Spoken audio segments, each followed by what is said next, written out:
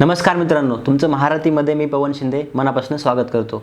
आज आपण अशा व्यक्तिमत्वाबद्दल चर्चा करणार आहोत जे व्यक्तिमत्व आपल्या सर्वांचं लाडकं व्यक्तिमत्व आहे। म्हणजे आपल्या भारताच्या सर्वोत्तम पंतप्रधानांपैकी एक असलेले पंतप्रधान म्हणजे अटल बिहारीजी वाजपेयी। त्यांच्या आयुष्याच्या काही रंजक गोष्टी मी तुमच्यासमोर घेऊन आलेलो आहे आणि या व्हिडिओच्या माध्यमातून आपण त्या चर्चा करणार आहोत। तर पहिला प्रसंग मी तुम्हाला सांगतो की अटल बिहारीजी वाजपेयी आणि त्यांचे वडील दोघेही क्लासमेट्स होते। ऐकून आश्चर्यचकित झालात ना? तुम्हाला वाटलं असेल अरे असं कसं वडील आणि मुलगा सोबत क्लासमेट्स कसे? पण तसं नाही आहे मित्रांनो, मी तुम्हाला खरंच सांगतोय, ते दोघं क्लासमेट्स होते। तर प्रसंग असा होता की ज्या वेळेला अटल बिहारी वाजपेयी यांचं BAचं शिक्षण कंप्लीट झालं होतं त्यावेळेला त्यांनी कानपूरमध्ये पुढील शिक्षणासाठी जाण्यासाठी ठरवलं होतं आणि नेमकं त्याच वेळेला त्यांचे वडील कृष्ण बिहारीजी ग्वाल्हेर संस्थानामधनं शिक्षणाधिकारी या पदावरून निवृत्त झाले होते आणि त्यांना कळालं की आपला मुलगा पुढचं शिक्षण घेण्यासाठी किंवा कायद्याचं शिक्षण घेण्यासाठी कानपूरला जाणार आहे। तर त्यांची पण लहानपणापासून किंवा बऱ्याच वर्षापासून इच्छा होती की आपणही कायद्याचं शिक्षण घ्यावं आणि हा योगायोग जुळून आला आणि त्यांनी ठरवलं की आपला मुलगा जातच आहे तर आपणही त्याच्यासोबत जायला पाहिजे। आणि त्यांच्या मनाला आपण एवढे मोठे आहोत, आता आपल्यासोबत तिथं सहविद्यार्थी हे खूप लहान असतील किंवा त्यांच्यासोबत मी कसं बसणार, लोक काय म्हणतील, पाहुणे वगैरे काय म्हणतील, असे विचार त्यांच्या मनाला शिवलेही नाहीत। त्यांना शिकायचं होतं, त्यांच्यामध्ये जिद्द होती। त्यांनी तो निर्णय घेतला आणि दोघेही वडील आणि मुलगा कायद्याचं शिक्षण घेण्यासाठी कानपूरला गेले। इथून पुढे तर अशा गमती व्हायला लागल्या, म्हणजे सुरुवातच तुम्हाला मी सांगतो, ज्या वेळेला हे दोघं जण दयानंद अँग्लो वैदिक कॉलेज म्हणजे DV कॉलेजमध्ये ॲडमिशन घेण्यासाठी गेले, तिथं त्यावेळेला प्राचार्य होते भटनागर सर म्हणून। मग ते भटनागर सरांसमोर ह्यांनी अर्ज दाखल करण्यासाठी गेले होते आणि जेव्हा दोघे समोर बसले, अगोदर सरांना असं वाटलं प्राचार्यांना की मुलाचं ॲडमिशन घेण्यासाठी वडील तिथं आलेले आहेत। पण ज्या वेळेला त्या दोघांनी 2 अर्ज तिथं सादर केले तर म्हणजे क्षणभर तर भटनागर सरांना काही सुचेच ना, म्हणजे वडील आणि मुलगा सोबतच लॉचं शिक्षण घेण्यासाठी इथं आलेले आहेत आणि हे पाहून ते म्हणजे आश्चर्यचकित झाले। मग थोडा हसले, थोडा चर्चा झाली आणि मग त्या दोघांनाही ॲडमिशन देण्यात आलं आणि दोघांचं ॲडमिशन एकाच तुकडीमध्ये झालं। एक तुकडी, हॉस्टेलमध्ये एकच रूम, असा त्यांचा राहण्याचा प्रसंग चालू झाला। आणि इथून पुढं मित्रांनो असे किस्से व्हायला लागले, म्हणजे दोघं जण सोबत कॉलेजला जायचे यायचे, वर्गामध्ये बसायचे वगैरे। आणि एखाद दिवशी समजा जर अटल बिहारी वाजपेयी ॲब्सेंट असतील, मग त्यांच्या वडिलाला प्रश्न विचारला जायचा, अरे आज तुमचा मुलगा दिसत नाही आहे, किंवा एखाद दिवशी वडील गैरहजर असतील तर अटल बिहारीजींना प्रश्न विचारला जायचा, अरे तुमचे वडील दिसत नाहीत। म्हणजे इतकं त्यांना कोडं पडलेलं आणि इतके त्या दिवसांमध्ये हा एकदम महाविद्यालयामध्ये पूर्ण कुतूहलाचा विषय झाला होता। दोघे हॉस्टेलला राहायला सोबतच, तुकडीमध्ये एकत्रच। आणि त्याच्यानंतर एक दिवशी अटल बिहारीजी प्राचार्य भटनागरजी यांच्याकडे गेले आणि त्यांना म्हणाले, कृपा करून मला तुकडी बदलून द्या, कारण आमचा असा गोंधळ होत आहे। आणि भटनागर सरांना याची जाणीव झाली की हा असा गोंधळ होत आहे आणि त्यांनी मग अटल बिहारीजींना दुसऱ्या तुकडीमध्ये ॲडमिशन दिलं। असा हा प्रसंग होता मित्रांनो। आणि दुसरा प्रसंगही तितकाच महत्त्वाचा आणि आपल्यासाठी खूप मोटिवेशन देणार आहे मित्रांनो। आपण पाहतो अटल बिहारीजी भारताचे पंतप्रधान, एक सर्वोच्च नेता आणि एक कविहृदयाचा माणूस, लोकनेता, लोकांच्या मनामध्ये इतकं मोठं त्यांचं स्थान असलेलं। पण अटल बिहारीजी वाजपेयी हे सुद्धा त्यांच्या पहिल्या निवडणुकीमध्ये अपयशी झाले होते। तर नुसतं अपयशी झाले नव्हते मित्रांनो, तर त्यांची डिपॉझिटची रक्कमही वापस मिळवता त्यांना आली नव्हती। म्हणजे जी आपली यशाची सुरुवात होते ना, ती अपयशापासून होत असते। याचं हे आणखीन एक उदाहरण आहे। तर प्रसंग असा होता, ज्या वेळेला 1952 मध्ये लखनौ मतदारसंघामध्ये विजयलक्ष्मी पंडित, ज्या नेहरू यांच्या घराण्यातल्या होत्या, पंडित जवाहरलालजी नेहरू यांच्या त्या भगिनी होते, यांची सोव्हिएत युनियनमध्ये निवड झाली होती आणि त्यामुळे 1952 मध्ये तिथली जी लोकसभेची सीट होती ती रिकामी झाली होती।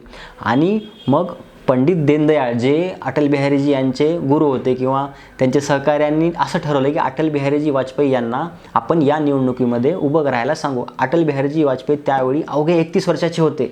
पण तुम्ही म्हणाल मग 31 वर्षाचे असताना यांना लोकसभेला जाण्यासाठी जिम्मेदारी का दिली असेल? तर त्यांचं असं म्हणणं होतं, त्यांचं पंडित दीनदयाळजी यांचं आणि त्यांच्या सहकाऱ्यांचं, की अटलजी हा असा हिरा आहे की आपण यांना दुसऱ्या कुठल्याही गोष्टीमध्ये पणाला लावणं आपल्यासाठी किंवा देशासाठी हितकारक नाही आहे आणि आपण ह्यांना महानगरपालिका, विधानसभा इथे अडकून टाकण्यापेक्षा आपण ह्याला सरळ लोकसभेमध्ये पाठवण्याची तयारी केली पाहिजे. आणि त्यांनी विनंती वजा आदेशच अटलजींना दिला आणि अटलजींनी हा आदेश मानला आणि अटलजी निवडणुकीच्या रिंगणात उतरले. मित्रांनो, खऱ्या अडचणी इथूनच चालू होता. आपण नेहमी म्हणतो की मित्रांचं महत्त्व आयुष्यामध्ये काय असतं. तर अटल बिहारीजी वाजपेयी यांच्याकडं डिपॉझिटची रक्कम पुरतेसुद्धा पैसे नव्हते. ती रक्कमसुद्धा सर्व मित्रांनी गोळा केली आणि प्रचारासाठी तर पैसे नव्हते, तर सायकलवर फिरून अटलजींनी पूर्ण मतदारसंघामध्ये दौरे केले. लोकांना त्यांच्या जे प्रश्न आहे त्यांची जाणीव करून दिली. परराष्ट्र धोरणावर सटाडून टीका केली आणि माझ्याकडे रिसोर्सेस नाही आहेत, माझ्याकडे ही गोष्ट कमी, अशा कुठल्याही गोष्टीमध्ये ते अडकले नाही. त्यांनी आपल्याकडं काय आहे सध्या या गोष्टीवर फोकस केला आणि निवडणुकीचा प्रचार जोमाने केला. पण झालं असं आणि ते होणारच होतं, कारण त्यावेळेला 1952मध्ये भारत नुकताच स्वतंत्र झाला होता. नेहरूंचा पूर्ण भारतामध्ये मोठ्या प्रमाणावर दबदबा होता आणि काँग्रेसचा सुद्धा एक खूप मोठा प्रभाव होता. त्यामुळे अटलजी निवडणुकीमध्ये अपयशी झाले. नुसते अपयशी झाले नाही, त्यांची डिपॉझिटची रक्कमसुद्धा त्यांना कव्हर करता आली नाही. पण हे करून किंवा असं होऊ नये अटलजी कुठे खचले नाहीत. त्यांनी 1956मध्ये बलरामपूर मतदारसंघामधून लोकसभेमध्ये विजय मिळवला. म्हणजे पहिलं अपयश आलं, पण नंतर त्यांनी तो विजय मिळवलाच. मित्रांनो, म्हणजे असं असतं, अपयश ही यशाची पहिली पायरी असते. त्यामुळे आपणही कुठेही खचलं नाही पाहिजे. यांच्या आयुष्याकडनं आपण अशा गोष्टी शिकल्या पाहिजे. आणि तिसरा प्रसंगही खूप रोमांचक आहे मित्रांनो. आपण नेहमी बऱ्याचदा ऐकतो की नेहरूजींचं आणि अटलजींचं एक नातं होतं किंवा नेहरूजींनी अटलजींना निवडणुकीमध्ये किंवा पार्लमेंटमध्ये बोलण्यासाठी वेळ दिली. त्या संदर्भातच मी तुम्हाला प्रसंग सांगणार आहे. जे आपण ऐकतो की नेहरूजींनी अटलजींना एक बोलण्यासाठी पार्लमेंटमध्ये वेळ वाढवून दिली. तो प्रसंग असा होता, ज्या वेळेला अटलजी लोकसभेमध्ये पहिल्यांदा खासदार म्हणून गेले होते. त्यावेळेला भारताचं असं धोरण होतं की नॉन अलाइन मुवमेंट, म्हणजे आपण नुकतेच स्वातंत्र्य झालो होतो आणि त्यावेळेला एका साईडला होता रशिया आणि एका बाजूला होता USA. ह्या दोघांचा कोल्ड वॉर चालत असे आणि त्यांना असं वाटत असे की प्रत्येक कंट्री आमच्या पारड्यामध्ये असावी आणि आमचं पारडं जड हवं. पण पंडित जवाहरलाल नेहरूचं म्हणणं असं होतं की आम्ही नुकतेच स्वतंत्र झालो आहोत, आम्हाला कुणाच्याही बाजूने जायचं नाही, आम्हाला स्वतंत्रपणे इथं उभा राहू द्या आणि आम्हाला आमच्या देशाचा विकास करू द्या, तुमच्या या भांडणामध्ये आम्हाला बिलकुल पडायचं नाही आहे. पण अटलजींनी या नेहरूंच्या धोरणाची प्रशंसा केलीच. म्हणजे लोकसभेमध्ये एक वेळेला अटलजी बोलत असताना असं म्हणाले, नॉन अलाइन मुवमेंट किंवा अलिप्तता धोरण हे चांगलं आहे आणि देशासाठी हितकारक आहेच. पण त्याच वेळेला त्यांनी एक जाणीव करून द्यायची जी होती सरकारला, ती करायला ते विसरले नाही. त्यांनी असं म्हणलं, आपल्याला जर अलिप्त राहायचं असेल तर स्वतः भारताला सामर्थ्यशाली आणि शक्तिशाली होणं तितकंच महत्त्वाचं आहे. कारण जर किनाऱ्यावर आपल्याला उभं राहायचं असेल तर आपल्यामध्ये तेवढी क्षमता पाहिजे, नाहीतर आतलं पाणी आपल्याला किनाऱ्यावर उभा टाकू देत नाही. ही जाणीव त्यांनी पंडित जवाहरलालजी नेहरू यांना करून दिली पार्लमेंटमध्ये. आणि ही जे भाषण होतं ते पंडित जवाहरलाल नेहरू ऐकत होते. आणि त्याच्यानंतर एके दिवशी M.A. अय्यंगार नावाचे त्यावेळेचे लोकसभेचे सभापती होते.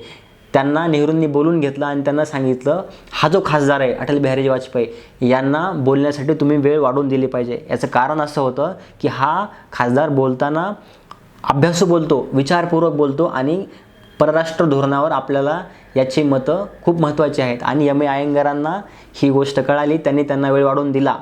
आणि त्यानंतर M.A. अय्यंगार अटल बिहारी यांच्यासोबत एक चांगल्या प्रमाणाने वागत होते. अटल बिहारीजींना आणखीनही माहीत नव्हतं की मला वेळ वाढून कशामुळे दिली आहे. आणि त्याच्यानंतरसुद्धा जेव्हा परदेशी पाहुणे यायचे किंवा नवीन एखादा यायचा, त्यावेळेला अटलजींच्या खांद्यावर हात ठेवून नेहरू म्हणायचे की या खासदाराचं भविष्य खूप उज्ज्वल आहे. आणि नंतर हा किस्सा राजधानीमध्ये मोठ्या प्रमाणात सांगण्यात येऊ लागला. तर मित्रांनो, असा होता अटल बिहारीजी यांचा प्रवास. आपण त्यांच्या आयुष्यातले काही रंजक किस्से इथं पाहिलेले आहेत. तुम्हाला हे आमचे अटल बिहारीजींचे किस्से किंवा ज्या गोष्टी आहेत त्या कशा वाटल्या आम्हाला कमेंटमध्ये नक्की कळवा. आणि तुम्हाला आमचा व्हिडिओ कसा वाटला हेही सांगा. आणि चॅनलला सबस्क्राईब करायला विसरू नका. धन्यवाद.